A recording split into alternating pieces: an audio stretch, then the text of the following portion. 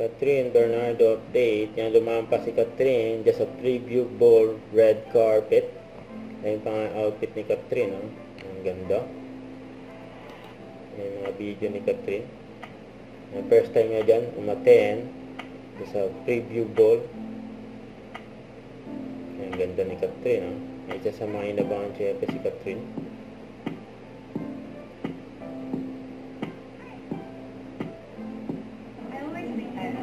Ito yung mga tanong kay Catherine. Interview.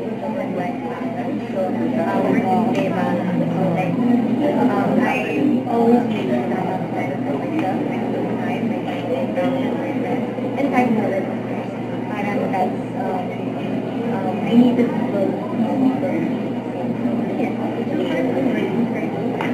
Kailangan na parang. Hey guys, it's Enriquez and we are joined here at the Preview Ball 2024, the biggest stars in the Philippines right now, and someone who makes me proud to be from Cabanatuan, Nueva Ecija, Miss Catherine Bernardo. Hi, Miss Ka. Hi, Preview. Hello, good evening. To us, who are you wearing tonight? I'm wearing Mark von Garner, styled by Kim and Bubia. Yeah. So how do you feel in this outfit? How do you feel? It's a bit sexy, but I still am very comfortable with it. You know, I just trust my team so much, so sila lang yung nag-decide dito, and then I just love how it turned out. So thank you so much, Mark, Earl, and Kim and Boo. For the past year, you've been everywhere, including our, if I do say so myself, iconic November 2023 cover.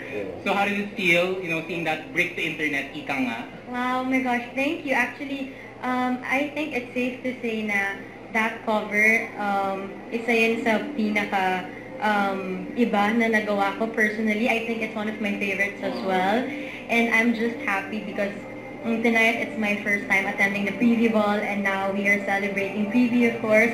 And yeah, my last cover with them, which was the November issue last year. I'm just so happy with that cover. So andito ako ngayon to support Preview once again for the September issue naman. So what does it mean to you to be a preview girl? Preview girl for me is someone who knows what she wants, someone who is confident, and someone who expresses herself through fashion or anything that she wears. And we can't wait to spend the night with you inside. So thanks, Miss Kat. See you!